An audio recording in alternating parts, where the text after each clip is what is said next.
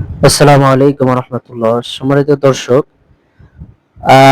গোপালগঞ্জের পরিস্থিতি দেখলে মনে হয় বাংলাদেশের যত আওয়ামী লীগ সন্ত্রাসী আছে সমস্ত আওয়ামী লীগ সন্ত্রাসীর এই জায়গায় অবস্থান করছে।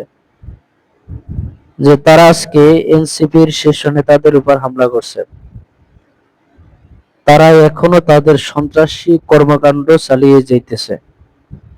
এ জায়গায় সেনাবাহিনী, পুলিশ, আনসার বাহিনী সবাই আওয়ামী লীগকে বাধা দিতে ব্যর্থ হয়ে গেছে।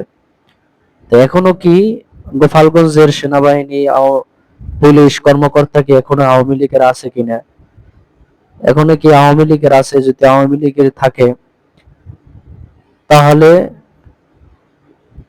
ওই জায়গা থেকে আবার আওয়ামী লীগের স্লোগান আসবে। এখনই সময় ওই জায়গা থেকে, গোপালগঞ্জ থেকে আওয়ামী লীগের নাম মুছে দেওয়া, মুজিববাদের নাম মুছে দেওয়া। যদি মুছে দেওয়া না হয় তাহলে এক সময় দেখবেন গোপালগঞ্জ থেকে সারা বাংলাদেশে আবার আওয়ামী লীগ জাগ্রত হইব, সারা বাংলাদেশে আবার সন্ত্রাসী কর্মকাণ্ড চালিয়ে যাইব।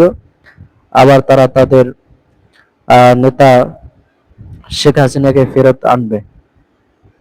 আজকে পুলিশ বাহিনীর নীরবতা বোঝা যাচ্ছে। ও জায়গায় এখনো আওয়ামী লীগের কিছু দোসর, কিছু পুলিশ বাহিনী এখনো আছে।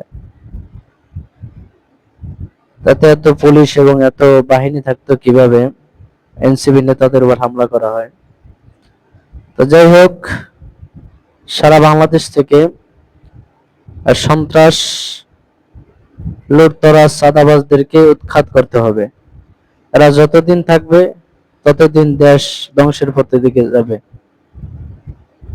এই সন্ত্রাসাবাদ এখন যেহেতু জাগ্রত হয়েছে, আস্তে আস্তে তারা আরো বড় বাহিনী হবে। একসময় সারা বাংলাদেশে আক্রমণ সারা বাংলাদেশে তাদের সন্ত্রাসী কার্যক্রম চালাইব।